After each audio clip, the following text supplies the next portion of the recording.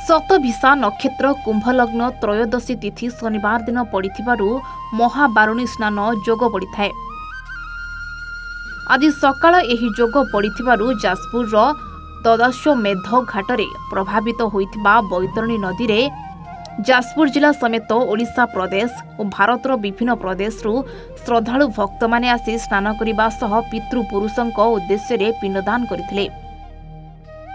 जाजपुर जिला प्रशासन और जाजपुर पौरपालिका पक्षरु यात्री मानक निमंते समस्त प्रकार सुबंदोबस्त करथिले। अग्निशम विभाग और जाजपुर पुलिस प्रशासन निज निजर कर्तव्य को सुचारूपे संपादन करथिले। प्रबल ग्रीष्म प्रभाव को नजर रखी जिला प्रशासन यात्री निमंते पीवा पानी जागा बर जगार बंदोबस्त करथिले। प्राय 50,000 ऊर्ध्व यात्री समागम होइथिला। यात्री माने बारुणी स्नान और पितृपुरुषों पिंडदान पर बराहजीउ और जाजपुर अधिष्ठात्री देवी मां बिरजा दर्शन करी आशीष लाभ करथिले। बासंतीलता साहू आज बारिणी महाबारिणी जोग पड़ी शनिवार कुंभ शतभिक्षा नक्षत्र कुंभ राशि रे शनिवार पड़ी आज महाबारिणी जोग 12 वर्ष पर पड़े। ये बुड़ दे पिंड देले पितृपुरुष मुख्य हुंती एवं एठी स्नान कले सब संपन्न दोष क्षमा हुए।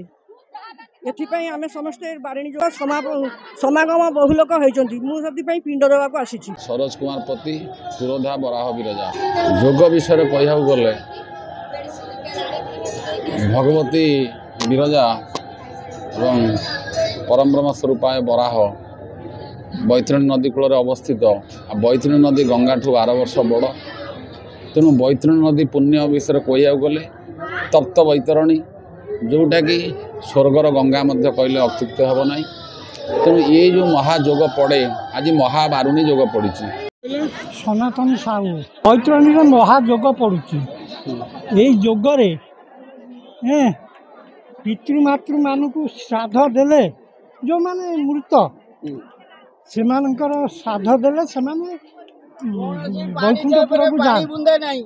वैकुंठ जदि जमालय किसी कष्ट पाउथुबे ताहले से मुक्ति पाई वैकुंठपुर को जाए। से दृष्टि तांकर जो दाद माने अछंती से जोग पड़िला समय रे पिंड दिए। जाजपुर परमेश्वर पंडा रिपोर्ट, ए1 ओडिशा।